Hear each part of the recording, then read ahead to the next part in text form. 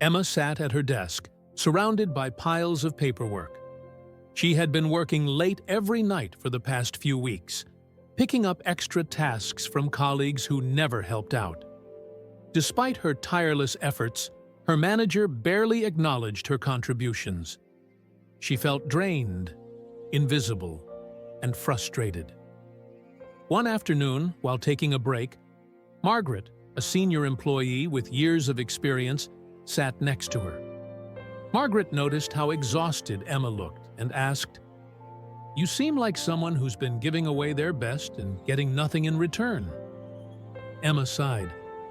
"I feel like I'm invisible. I work so hard, but no one appreciates it. I just don't know what else to do." Margaret nodded slowly, as if she had seen this all before. "Let me tell you a story about a man who didn't realize his own worth." Emma turned her head, curious. There was a man who owned a beautiful antique painting. He had it hanging in his living room for years, but one day he decided it wasn't worth much.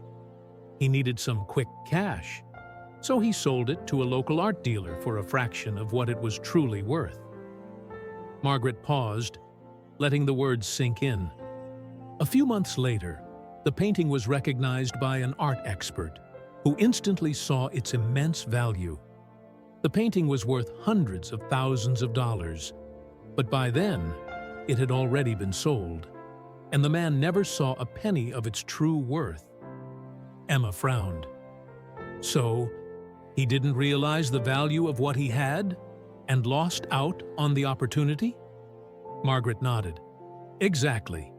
Sometimes we're so caught up in doing things for others or working without recognition that we forget to acknowledge our own value. And when we don't recognize our own worth, others won't either. Emma sat back, processing the story. But how do I change that? I'm working hard, and it feels like no one notices.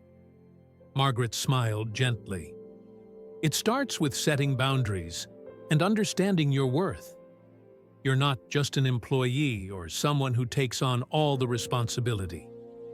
You bring skills, dedication, and time.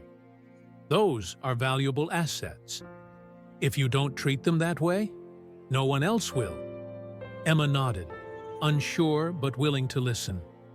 Here's what you need to do, Margaret continued. Start by recognizing your own value. What are the things you bring to your job that no one else does? What do you deserve in return for that? Whether it's recognition, fair compensation, or a healthier work-life balance.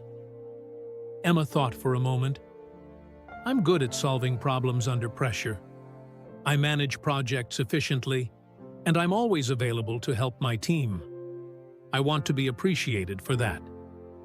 Good, Margaret said. Now, set boundaries.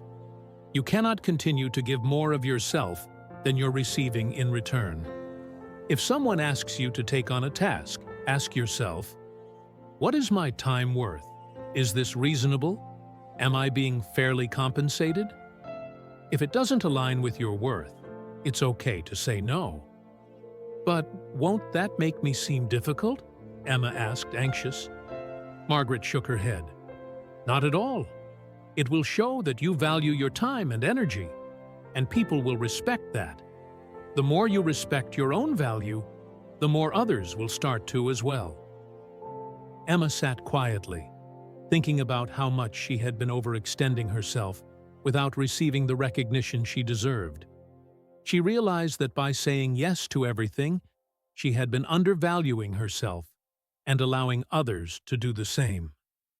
The next morning, Emma sent her manager a professional but direct email, outlining her key contributions to recent projects and asking for a meeting to discuss her role and future growth opportunities. She also made a list of her non-negotiable priorities: time for her health, for her family, and for her personal projects. By setting these boundaries, Emma felt a sense of control and confidence she hadn't experienced in months. She knew that to be valued, she first needed to recognize her own value and act on it. Later that week, Emma had her meeting with her manager. They discussed her contributions, and she was given more responsibilities and, importantly, a clearer path for recognition and advancement. Emma didn't wait for others to define her worth anymore. She started making decisions that reflected her true value, and as a result, her relationships, at work and in life, began to shift. Her days no longer felt like a series of compromises. They were steps toward a future where her value was recognized, not just by others, but by herself. If you're feeling undervalued, ask yourself, do you recognize your own worth? Start by defining your value, setting boundaries, and acting on that understanding. Your time, your energy, and your contributions are worth more than you may realize. Don't let anyone take that for granted. Thank you so much for watching, and stay happy.